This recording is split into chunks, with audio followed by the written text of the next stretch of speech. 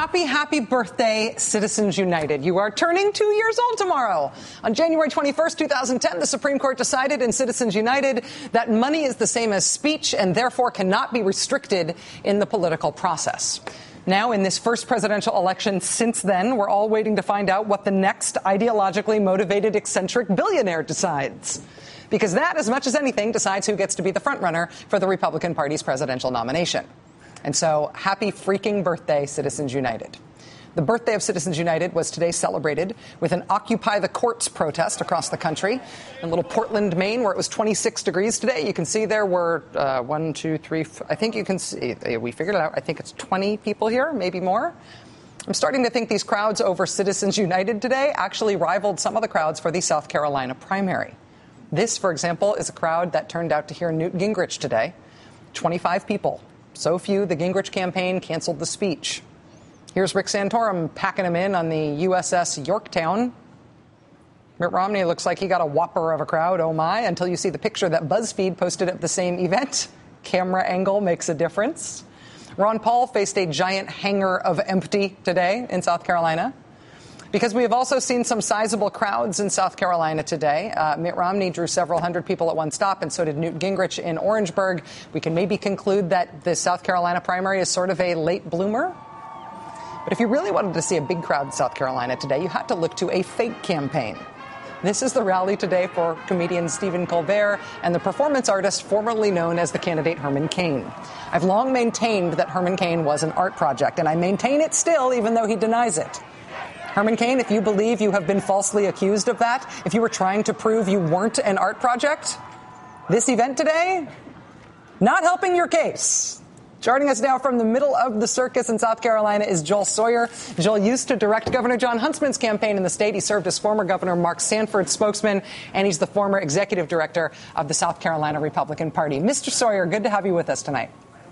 Hey, thank you, Rachel, very much. I am not there. I am not in South Carolina, but what I am seeing from here is a mix of unexpectedly low turnout for candidate events and also occasionally a giant crowd somewhere. Can you give us some sort of sense of the level of enthusiasm here? Is South Carolina just kind of late blooming in terms of interest in this primary? Yeah, and overall, I think that it's kind of high. You know, one thing I would differentiate, there were a couple of crowds this morning. There was a particular conference being held down there where organizers had told all the campaigns, and I know because I was one of them at the time, that they were expecting between 800 and 1,000 attendees. I mean, all week there's been 50, 60 people in that particular audience, so I don't know that that's the best judge. The candidate forums and the candidate events that they've held themselves, I think by and large have been pretty well attended. But, building a political event is an art form because we know how much you guys in the media like to talk about it. So it's always good to have standing room only. I mean, if I think that there's going to be 100 people there, I'll get a room for 80. If I think there's going to be 200 people there, I'll get a room for 150. When you compare how people in the state are turning out to events and how they are feeling about the campaign, just people they're talking about how enthusiastic they are to both participate in the campaign and to get out there and to vote tomorrow. How would you measure this year versus other years? I think you have to go candidate by candidate. I mean, I think that there's right at this point in time, there's a lot of energy behind Gingrich. I think that there's a considerable amount of energy behind Santorum, actually. Ron Paul always has his pocket of, we'll call them very fervent supporters. Romney, I think you're going to struggle to find somebody who's really, really fired up about Romney. I think he's a candidate that more talks to your head rather than your heart.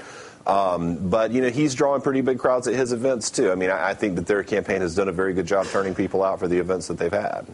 Joel, I know that you watched the debate last night. It's the second one this week that was scored heavily in favor of Newt Gingrich. Both of them were this week. Today, the Romney campaign started casting doubt on whether or not they're going to go to the next debate Monday in Florida. You have been a campaign strategist. Having seen what's happened at these debates, would you be advising your candidate to not go to the next one? What's the risk and benefit there? Yeah, not on a nationally televised debate. I mean, I don't really see the upside. If it's something that other candidates have committed to for a while now on a nationally televised debate, I don't really know that I would do that. I don't know internally what's going on with the Romney campaign, but I have a hard time believing on the first debate in Florida, something that was going to be nationally broadcast, that they would end up turning that down. One of the things that we talked about last night, Joel, was South Carolina's reputation for dirty tricks. Today, a new one, emails purporting to be from CNN that weren't from CNN with a nasty abortion allegation about Newt Gingrich. Do we ever get to find out who is doing this kind of thing? I mean, next year in some bar somewhere, does some political consultant start bragging about having pulled that one off so that they get hired by whoever wants that kind of thing in 2016? Do people ever figure this out? If that political consultant is smart, they won't. Because that CNN email was followed up by one that purported to be from the Gingrich campaign. Just about an hour ago, the state attorney general announced that he is going to launch an investigation of this particular email. I think it takes it to a little bit different level because they are purported to be from groups. They've misrepresented the identity of the person sending the email. That's something that could, I don't know, I'm not an attorney, but I think that's something that could potentially bring some prosecution. In terms of what you are expecting tomorrow, Joel, the Romney campaign is essentially telling people they're expecting to lose now. It sounds like you think that's warranted. It sounds like you think that Mitt Romney is not going to come in first tomorrow. Yeah, in the political consulting game, we call that managing expectations. I think it's going to be an exceedingly close race. But I think at this point, my prediction is probably going to be that Gingrich squeaks it out just barely. Joel Sawyer, the former director of John Huntsman's campaign in South Carolina, former executive director of the state Republican Party. Joel, thanks for being with us again tonight. It's nice to have you back. Thank you, Rachel. I appreciate it. All right. It is Friday. It has been an amazing week in politics. The South Carolina primary is tomorrow. So naturally, next is a cocktail moment, and a useful one, too.